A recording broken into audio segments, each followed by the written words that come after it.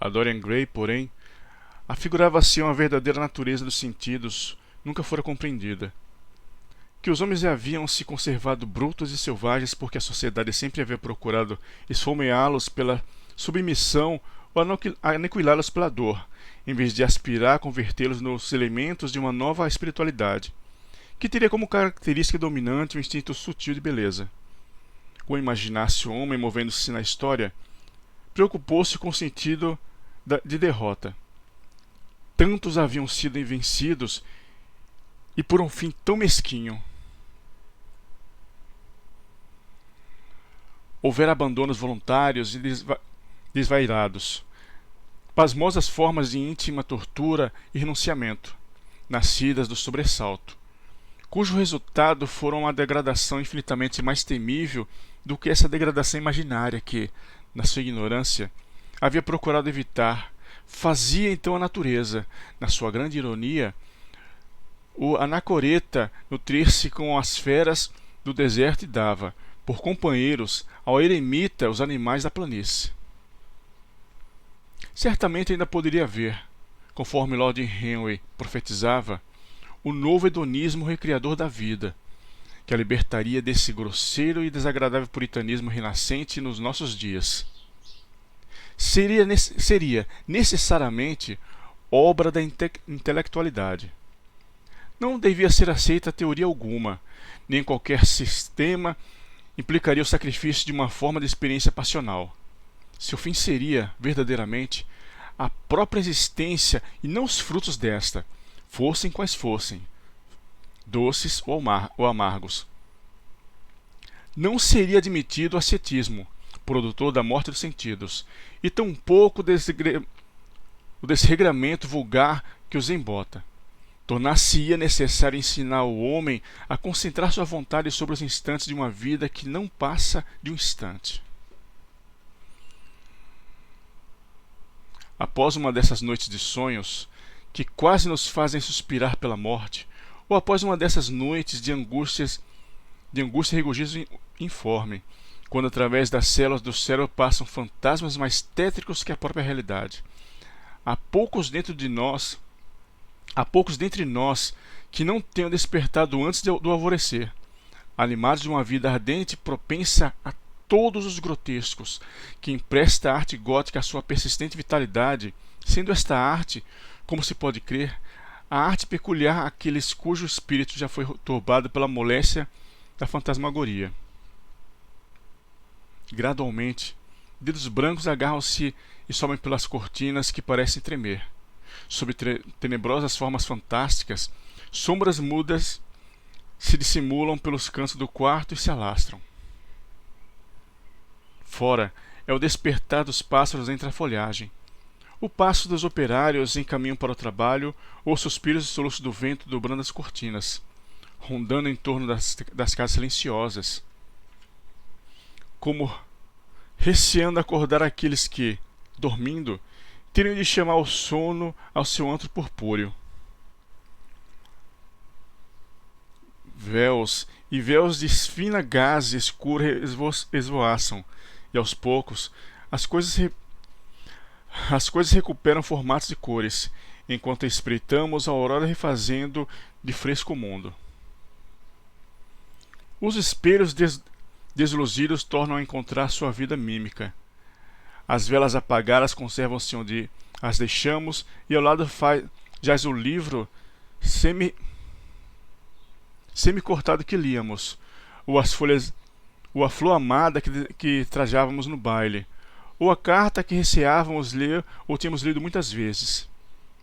Nada nos parece mudado. Fora das sombras irreais da noite, ressurge a vida real que conhecemos. Devemos recordar o ponto em que a deixamos.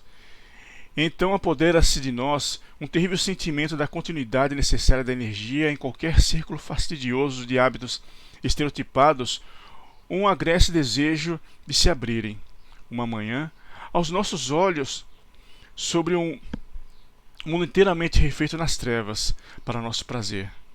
Queremos então um mundo no qual as coisas apresentem novas formas e novas cores, radicalmente mudado, com outros segredos, Um mundo no qual nada caiba do passado e nada sobreviva. Embora sobre a forma consciente do reconhecimento da saudade, viva a recordação das alegrias possuir amargores e as lembranças do prazer reservados reservar às suas dores. A criação de semelhantes mundos é que se afigurava a Dorian Gray um dos únicos, se não um único objeto da vida. Na sua pesquisa de sensações, isso seria novo, delicioso e possuiria o elemento da bizarraria tão essencial ao romance.